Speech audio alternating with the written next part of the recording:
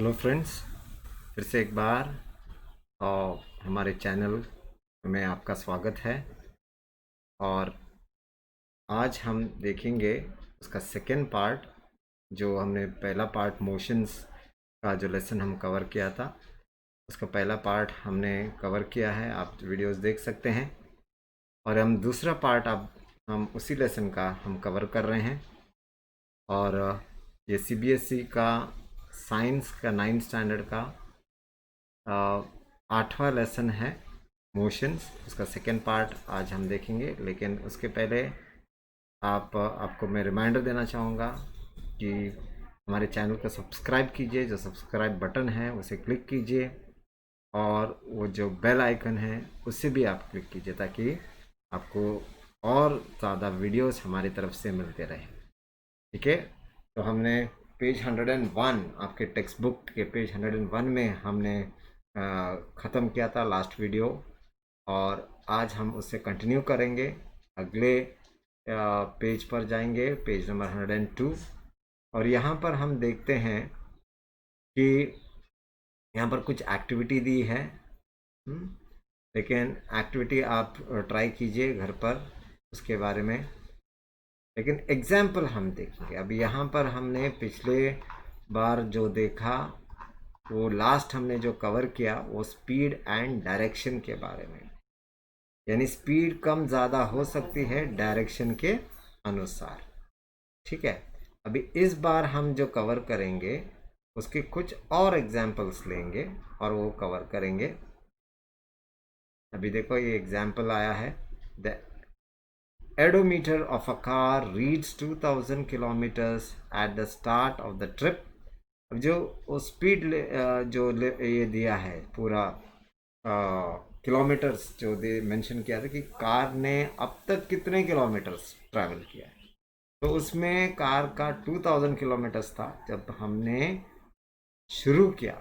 तो वो काम करता है एक ऑब्जेक्ट, वो उसके बारे में बताता है, एक मशीन है जिसके वो बताता है कि अब तक पूरे कार के लाइफ स्पैन में उसने कितने किलोमीटर्स कवर किए हैं। वो हर एक चीज़ में होता है, कार बोलो बाइक बोलो, में अब तक कितने किलोमीटर्स वो ट्रैवल कर चुका है वो व्हीकल। वो जो इंस्ट्रूमेंट है वो उसे कहते हैं एडोमीटर। तो वो शुरुआत में अभी कार जाने वाली है एक जगह से दूसरी जगह, तो शुरुआत का जो पॉइंट है जहाँ से कार शुरू होगी, वहाँ पर एडोमीटर चेक करने पर 2000 किलोमीटर बता रहा है। अब ट्रिप खत्म होने के बाद 2400 किलोमीटर बता रहा है। If the trip took 8 hours, अभी टाइम भी दिया है, यानी स्टार्टिंग और एंडिंग दोनों दिया है, और टाइम भी दिया है, that is 8 hours. Calculate the average speed of the car in kilometre per hour. दो चीज़ कैलकुलेट करना है अपने को, calculate average speed of the car वो कैलकुलेट करना है। Okay, and metre per second, यानी किलोमीटर पर आवर के हिसाब से भी कैलकुलेट करना है और मीटर पर सेकेंड के हिसाब से भी कैलकुलेट करना है। तो यहाँ पर डिस्टेंस कितना ट्रैवल किया वो देखेंगे। That is final distance minus the initial distance. Final distance कितना था 2400, और इनिशियल डिस्टेंस यानी स्टार्टिंग डिस्टेंस कितना था 2000। ओके, जो एडोमीटर दिखा है, तो 2400 minus 2000, that is 400 kilometre. Time जो है 8 आवर्स यानी 8 घंटे।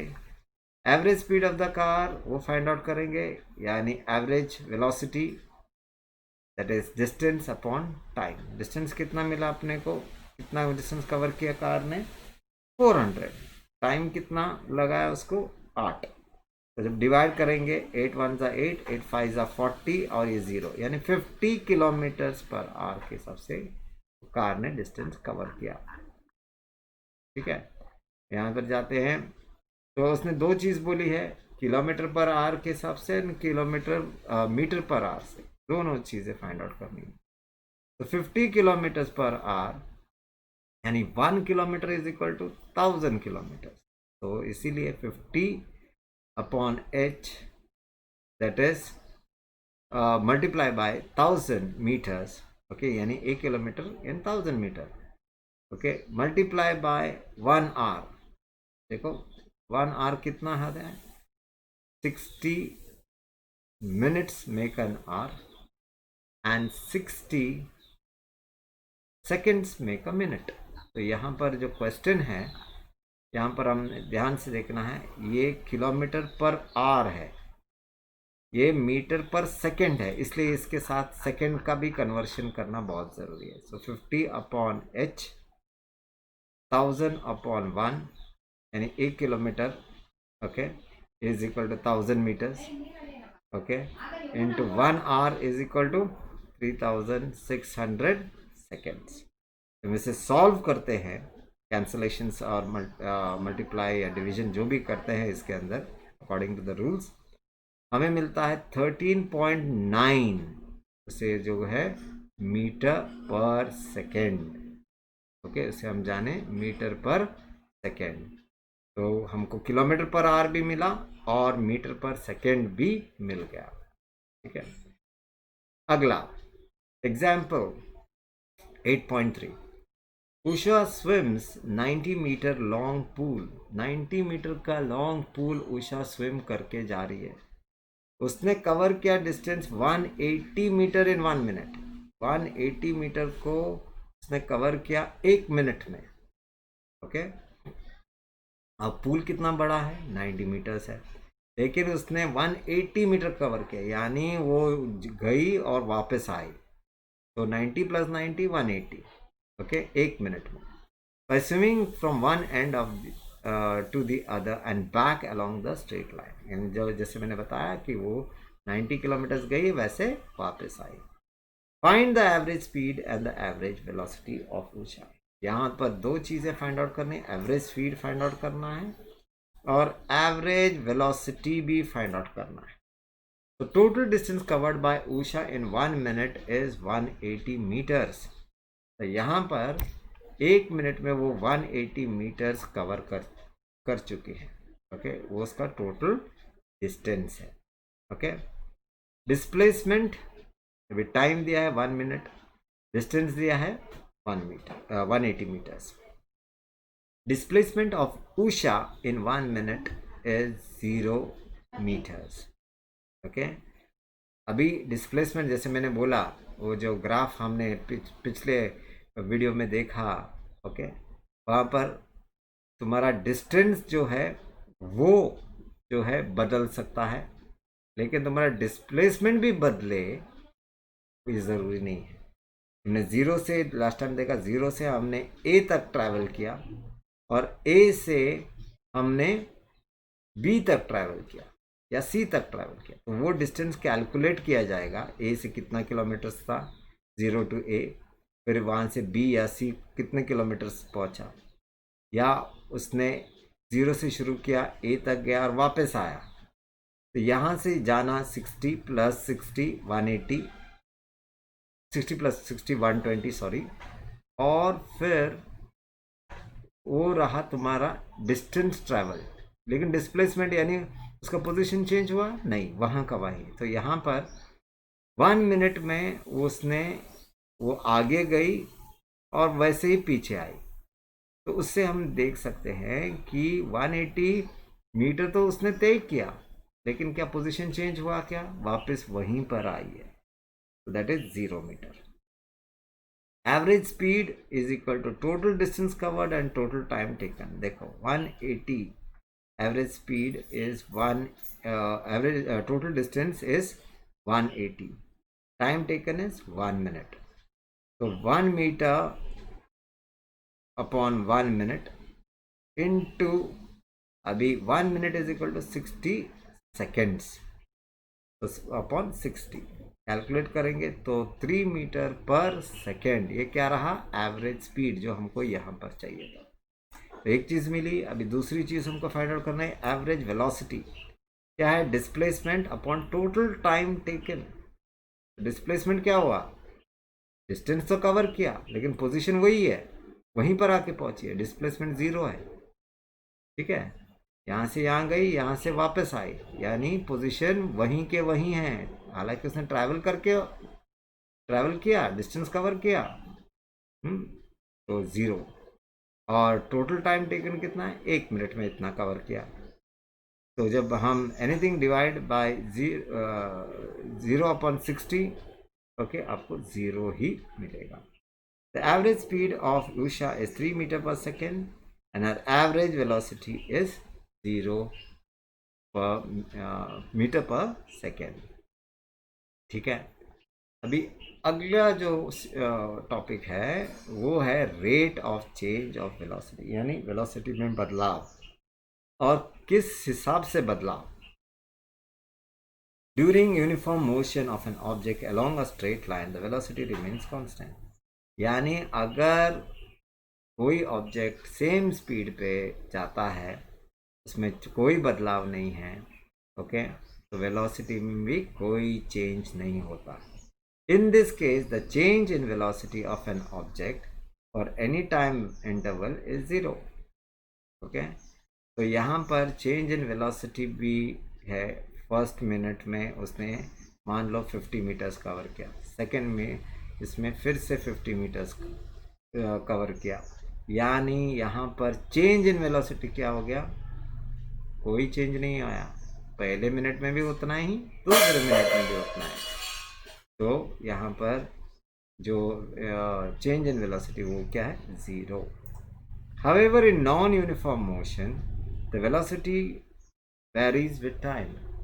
Non-uniform motion में क्या है, वेलोसिटी और टाइम में चेंजेस होते हैं, ज़्यादा हो सकता है या कम। 1 मिनट में 70 किलोमीटर्स, दूसरे मिनट में 50 किलोमीटर्स, तीसरे मिनट में 40 किलोमीटर्स या 90 किलोमीटर्स, ओके, या 90 metres.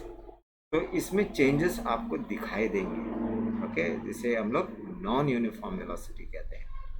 Thus, the changes in velocity of the objects during any time interval is not 0.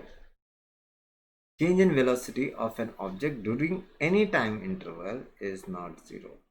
यानी चेंज जो वेलोसिटी में जो चेंजेस होते हैं, तो उस चेंजेस को, कोई भी ऑब्जेक्ट के चेंजेस को एक पर्टिकुलर टाइम में वो 0 नहीं हो सकता। क्यों? क्योंकि वो टाइम बदलता रहता है, वैसे वेलोसिटी भी बदलती रहती है, एक ही जैसे वो चलते नहीं हैं। Can we express the change in velocity of an object? To answer such a question we have to introduce another physical quantity called acceleration. Acceleration means बढ़ोतरी, ठीक है, एक्सेलरेशन मीन्स बढ़ोतरी, which is a measure of change in velocity of an object per unit time, यानी velocity में बदलाव जो दिखाता है उससे हम कहते हैं एक्सेलरेशन। तो एक्सेलरेशन क्या है, बदलाव वेलोसिटी में, और कितने समय उसको लगा वहाँ तक पहुँचने के लिए, वो टाइम, यानी change in velocity upon time. The velocity of an object changes from the initial velocity u and the final velocity v. Initial velocity यानी initial मतलब start velocity कितना था, u, यानी start velocity हम u बोल के बोलेंगे, और final velocity हम ओके v है, ओके, इन और टाइम क्या है, t। तो फॉर्मूला रहेगा okay, final minus initial upon time, यानी final velocity minus the starting velocity upon time, that is v minus u upon t। क्या देगा हमको, एक्सेलरेशन, यानी चेंजेस के वेलोसिटी में या स्पीड में changes. The kind of motion is known as accelerated motion, okay.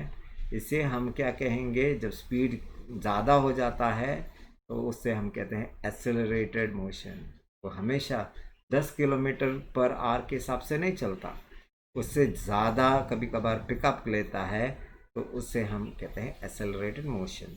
The acceleration is taken to be positive if its direction of velocity and negative if it is in the direction of velocity and negative when it is opposite to the direction of velocity। अगर suppose मान लो वो सीधे जा रहा है, उसमें वो बदलाव लेकर आ रहा है, ठीक है, that is known as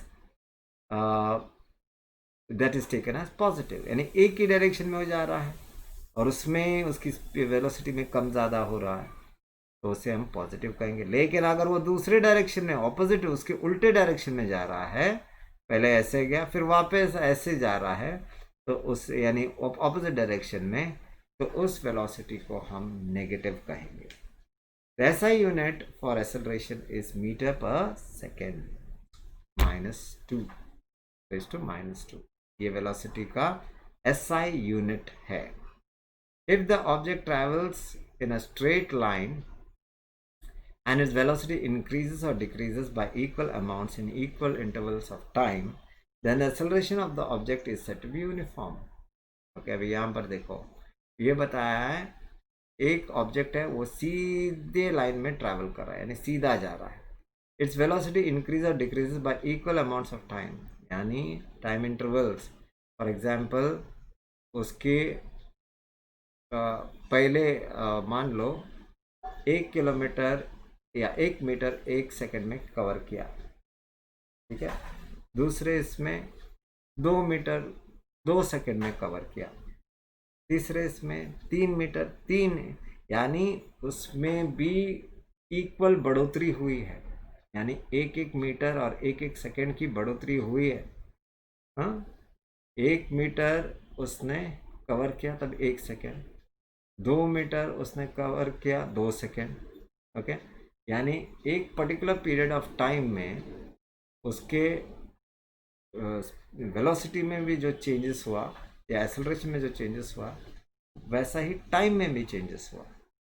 okay, तो ऐसे सिचुएशन में हम क्या करेंगे, then the acceleration of an object is said to be uniform.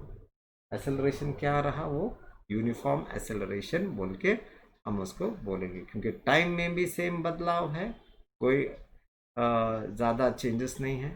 Okay, ऐसा नहीं है कि पहले इसमें 1 मिनट था, दूसरे इसमें 5 मिनट हो गए, नहीं, दूसरे इसमें 2 मिनट हो गए, तीसरे इसमें 3 मिनट हो गए। वैसे ही डिस्टेंस भी 2, जब 1 था वहाँ पर 2 हुआ, 2 था वहाँ पर 3 हुआ।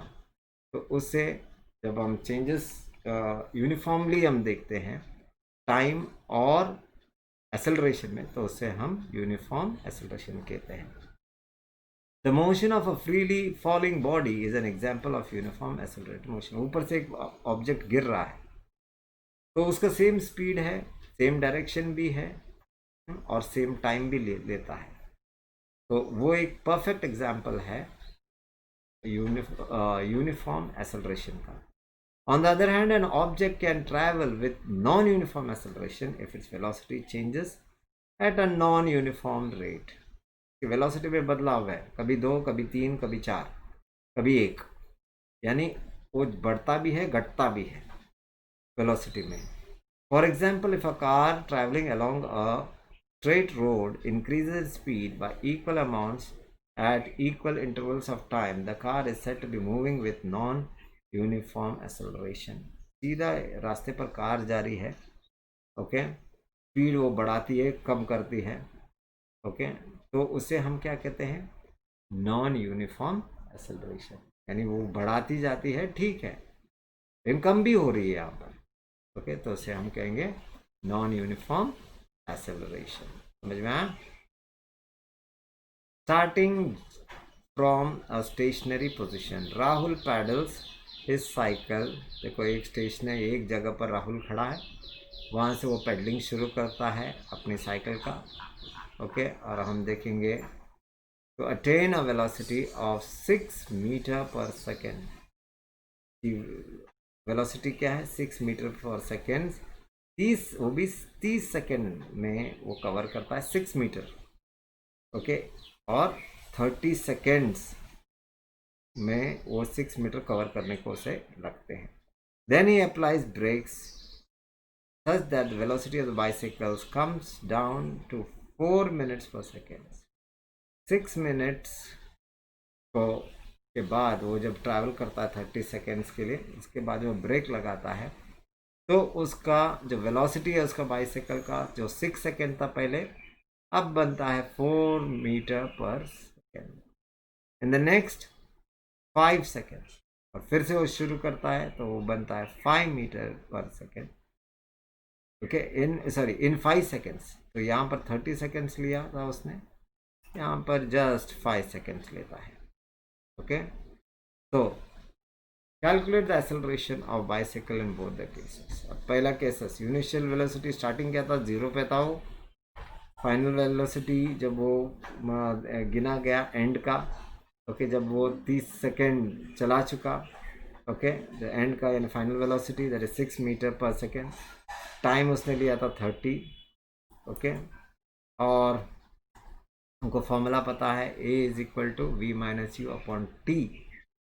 तो यहाँ पर वो फॉर्मूला हम डालेंगे, ओके, V क्या है फाइनल यानी 6, U क्या है स्टार्टिंग यानी 0, T क्या है टाइम यानी 30।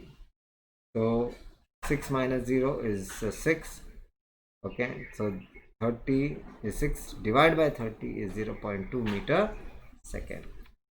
सो यहाँ पर हमको इसका क्या मिला, दैट इज एक्सेलरेशन मिला। सेकेंड केस क्या है, इनिशियल वेलोसिटी जो है 6 मीटर्स है, स्टार्टिंग का 6 मीटर्स है, वहाँ से उसने ब्रेक लगाया ना, तभी उसका फाइनल वेलोसिटी कितना बना 4 metre per second, okay, time कितना उसका था 5 seconds. Same formula A is equal to V minus u, तो इनिशियल क्या हुआ, सॉरी फाइनल क्या हुआ 4, okay, final is 4 minus the start that is 6 upon time कितना था 5 सेकेंड, जो यहाँ पर मेंशन किया गया, ठीक है, ओके। तो 4 minus 6 is equal to minus 2 divide by 5 is 0.4। The acceleration of the bicycle in the first case is 0.2 meter per second. Okay, ये वाला. And the second case it is minus meter per second. That is minus 2. ठीक है, समझ में आ रहा है? अभी graphical representation में जाएंगे, ओके, और जानेंगे कि ये अगर हम ग्राफ्स में हम ये करें तो कैसे हो सकता है, ठीक है।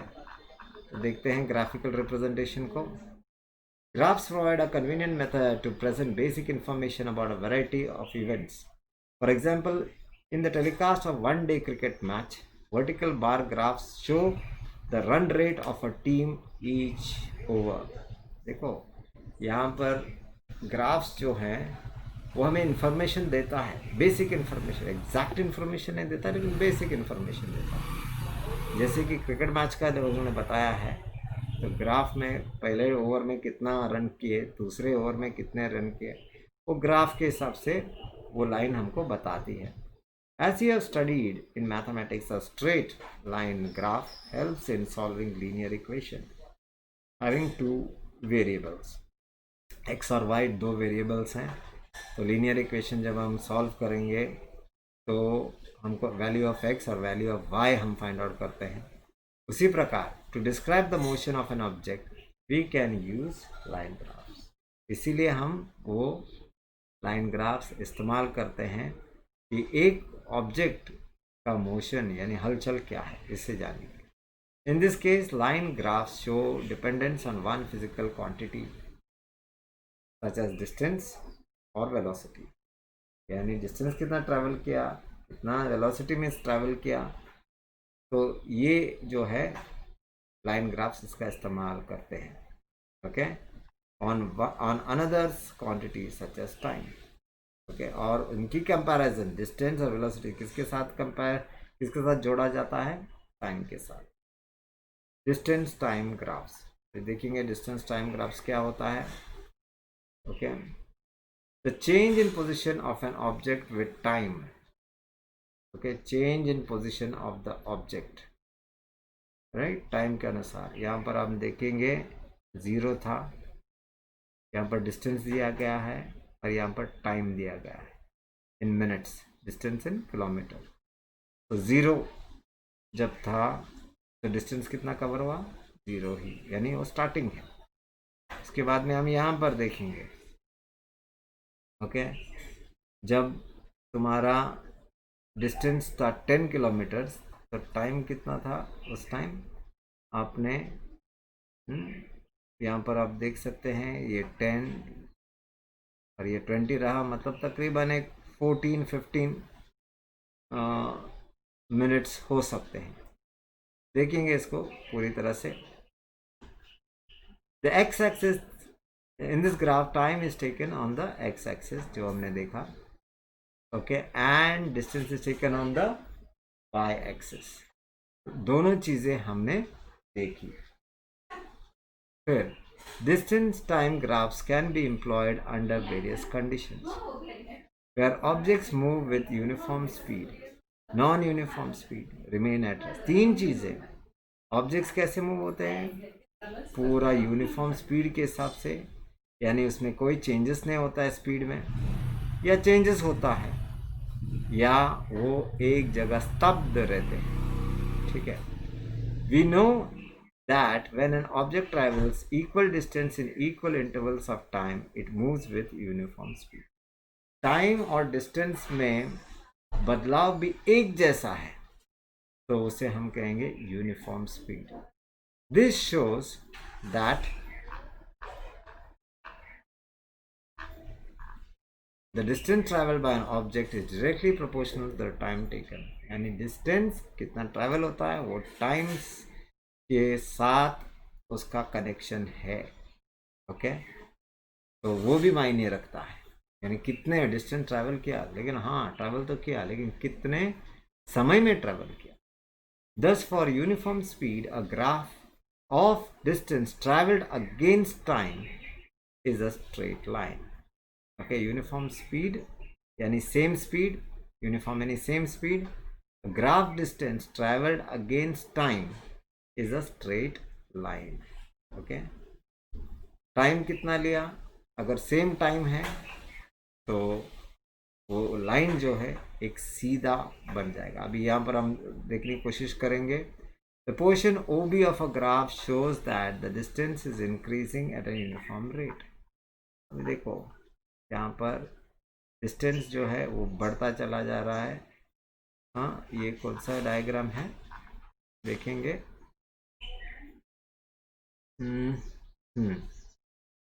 यहाँ पर 8.3 डायग्राम हम देखेंगे, ये वाला। यहाँ पर 10 किलोमीटर, 20 किलोमीटर, 30 किलोमीटर, यानी 10-10 का चेंजेस है। यहाँ पर टाइम का देखेंगे 20 यानी 40 और 20 यानी 60। ओके, यानी टाइम और डिस्टेंस दोनों सेम है, लेकिन हम जानेंगे यहाँ पर क्या होता है। ओके, ये ग्राफ तो दिया उन्होंने, अब हम जानेंगे यहाँ पर क्या होता है।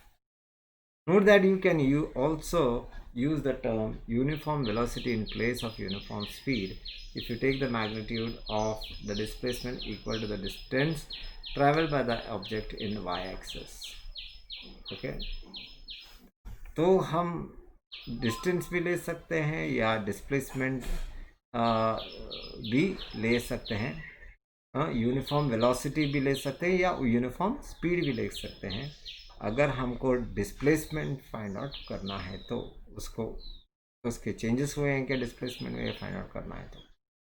और ट्रैवल जो है उसका टाइम भी हम कंसिडर करना है यहाँ पर।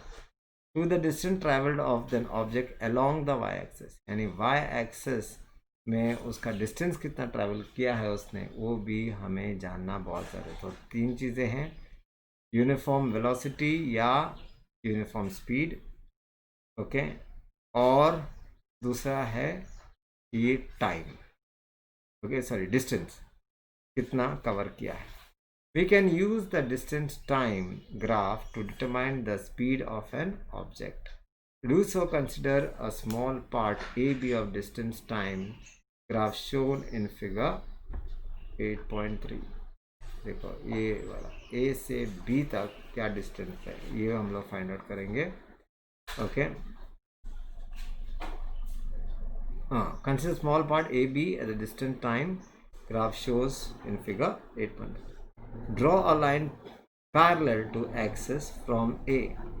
सो A से एक लाइन हमने ड्रॉ किया ऐसा सीधा, ओके, टू द,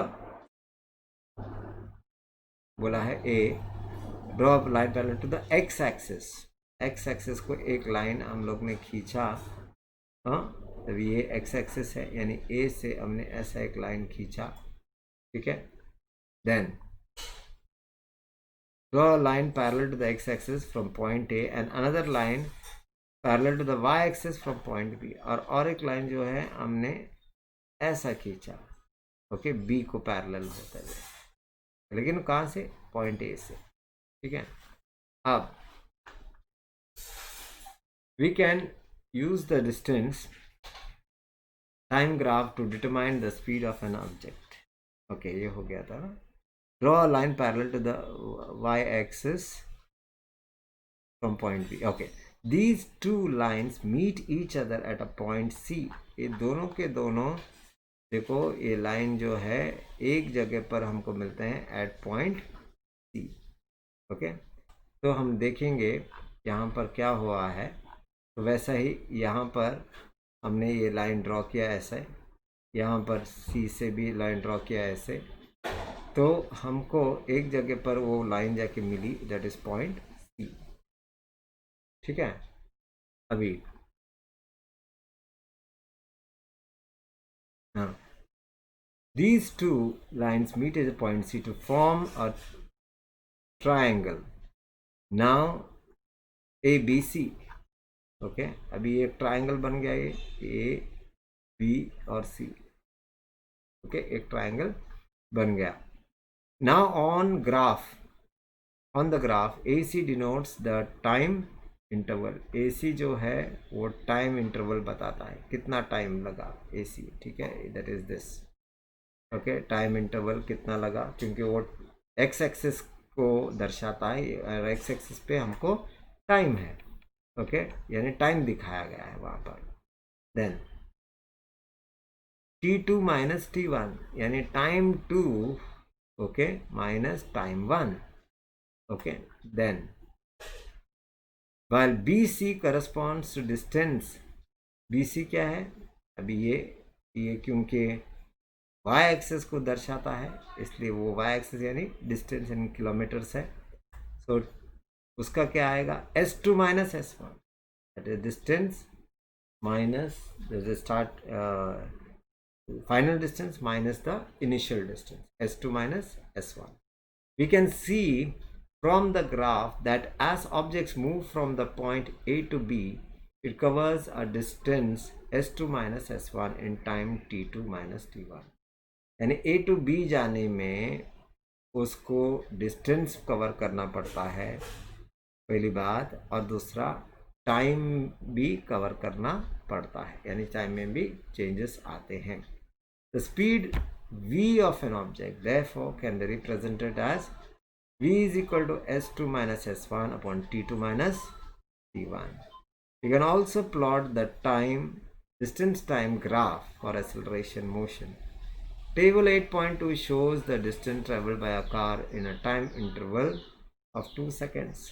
देखो यहाँ पर जब टाइम था 2, 1, टाइम था 4, उसने 4, टाइम था 6, इसने 9, 8 था तो 16, 10 था तो 25, ठीक है, 12 सेकेंड्स था तो मीटर्स 36 कवर किए, ये सारी बातें उसने कवर की। यानी यहाँ पर आप देखोगे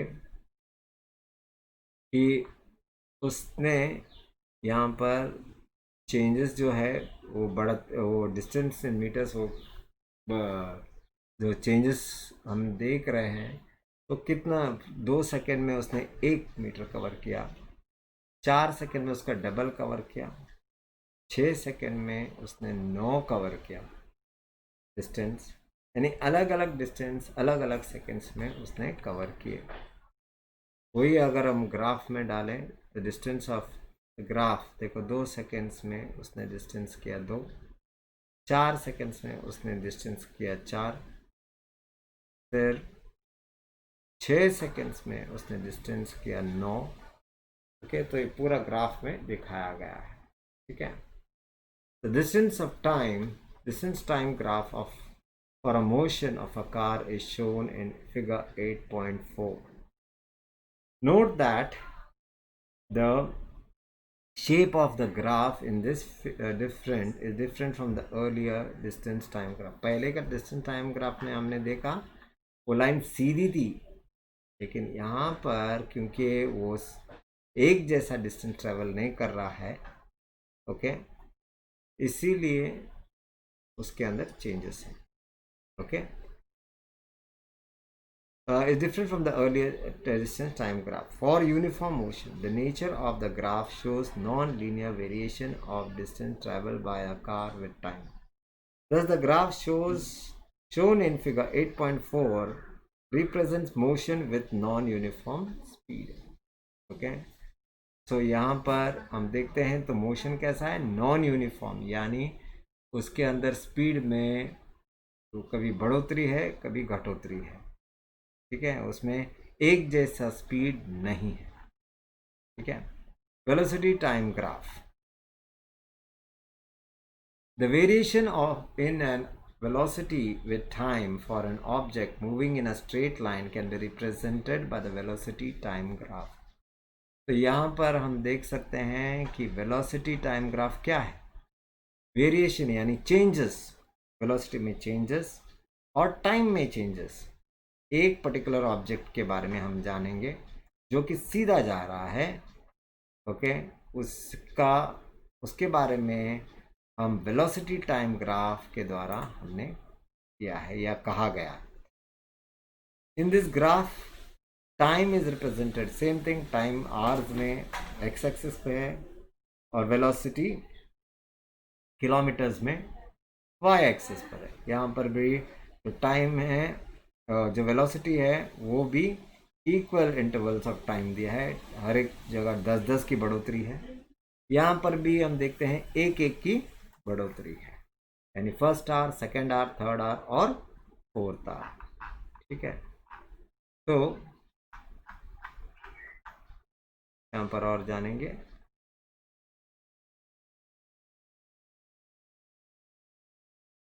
हाँ, वेलोसिटी ऑफ यूनिफॉर्म, यहाँ पर हम देखेंगे 1 घंटे में उसने कितना किलोमीटर्स कवर किया है, 40 किलोमीटर्स, 40 किलोमीटर्स थ्रू आउट ही है, ओके. सेकेंड आवर में भी उसने उतना ही, थर्ड आवर में भी उतना ही, यानी उसका जो वेलोसिटी है उसमें कोई बदलाव नहीं आया. उसके एक एक घंटे में वो उतना ही डिस्टेंस कवर किया उसने, उससे हम कहते हैं यूनिफॉर्म. जब वेलोसिटी और टाइम एक जैसा रहता है, ओके, तो हम कहते हैं यूनिफॉर्म मोशन, ओके. तो ये सारे जो अलग अलग प्रकार के ग्राफ हैं तो ये दर्शाया गया है, okay. And the velocity is represented along the y axis, y axis में उसकी वेलोसिटी बताई गई. If an object moves uniform, the height of the velocity time graph will not change with time. It will be straight. अगर velocity और time same है तो वो line सीधा रहेगा, जैसा यहाँ पर टेढ़ा है लेकिन वहाँ पर सीधा रहेगा. लेकिन सेकेंड एग्जाम्पल में हमने देखा कि वो लाइन सीधा है. इससे पता चलता है कि वेलोसिटी और टाइम अगर सेम है, ओके, सेम चेंजेस हो रहे हैं, सेम नंबर से चेंजेस हो रहे हैं, ओके, सेम वैल्यू से चेंज हो रहे हैं, तो वो लाइन भी सीधी रहेगी. It will be a straight line parallel to the x-axis. Figure 8.5 shows the velocity time graph for a car moving with a uniform velocity of 40 kilometers per hour. 40 kilometre, okay, एक car move हो रही है 40 kilometre पर hour, यानी 1 घंटे में वो 40 kilometre जा रही है. We know that the product of velocity and time give displacement of an object moving with uniform velocity. Product यानी वेलोसिटी और डिस्प्लेसमेंट को जब हम मल्टीप्लाई करते हैं, ओके, उसे हम लोग कहते हैं product, okay, of an object moving with uniform velocity. The area enclosed by the velocity time graph and the time axis will be equal to the magnitude of the displacement.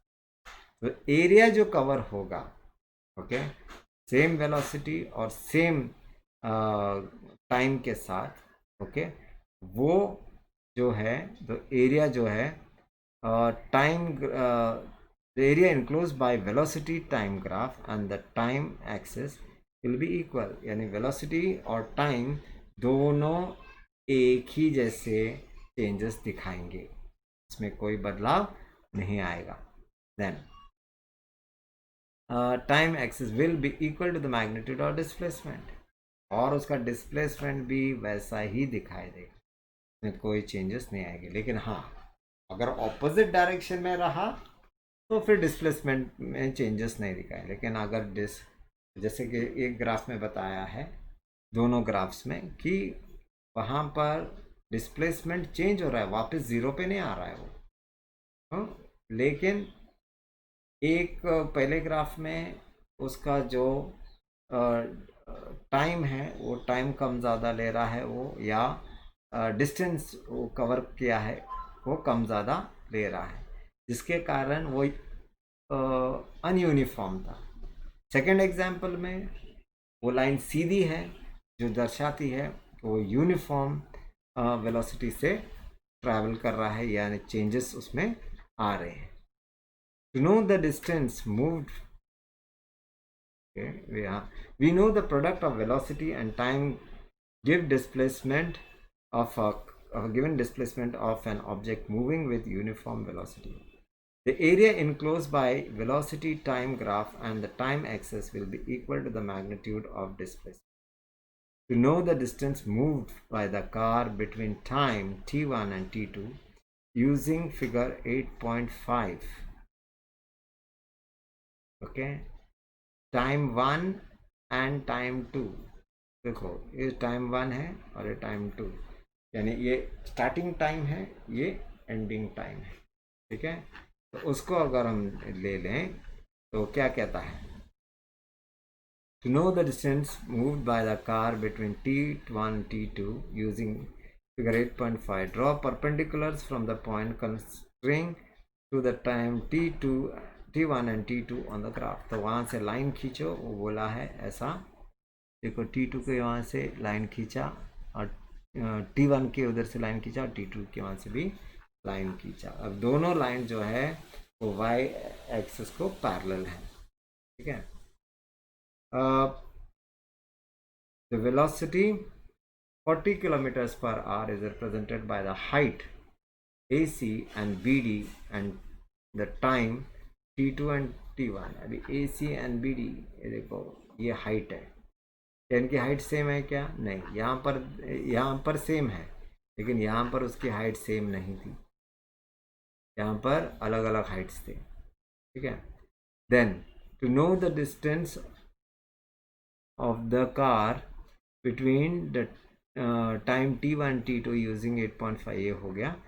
Okay, so the distance is s moved by the car in time t2 minus t1 can be expressed as, okay, so t2 क्या था, यहाँ देखो t2 क्या था AC, और sorry t1 क्या था AC और t2 क्या है BD. तो दोनों को हम मल्टीप्लाई करेंगे, सो AC multiply by, okay, AC multiply by CD, क्योंकि टाइम और वेलोसिटी को मल्टीप्लाई करने बोला था इधर हमको, पहले हमने जो जाना दोनों मल्टीप्लाई प्रोडक्ट बोला था.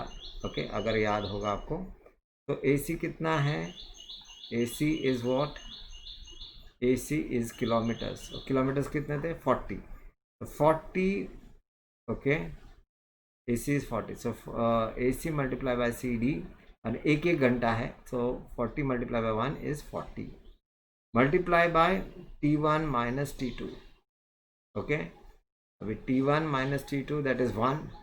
Okay, time is 1.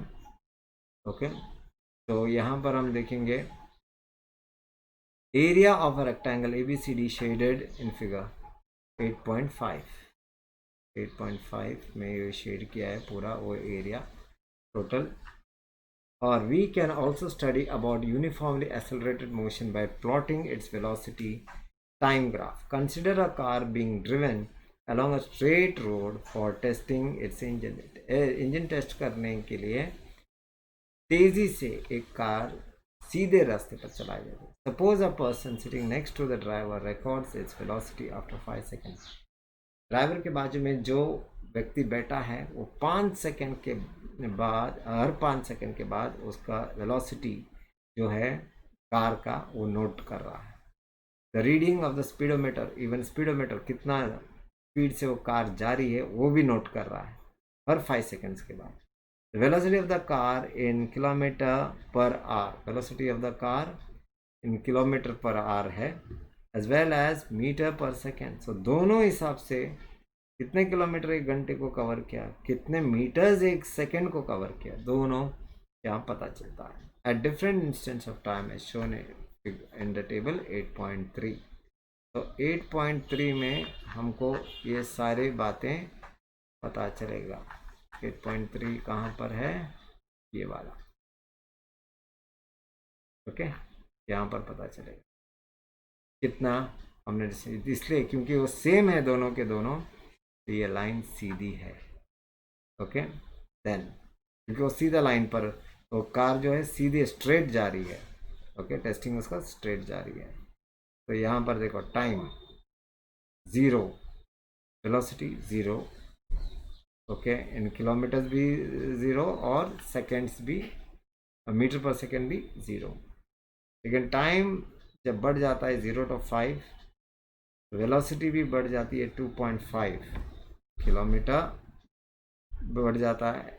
किलोमीटर होता है 9 किलोमीटर, मीटर होता है 2.5, 10 होता है तो 5 और इसका डबल होता है, 15 होता है तो 7, यानी 2.5 इसको ऐड होते जाता है यहाँ पर, और ये मल्टीपल्स ऑफ 9 जो है इधर ऐड होते हैं। इधर 2.5 multiply by 1 2.5 multiply by 2 5.0 multiply by 3 7.5, यानी 2.5 हमेशा 1 2 3 से मल्टीप्लाई करते रहोगे तो ये सारे वैल्यूज़ आएंगे मीटर पर सेकेंड के लिए।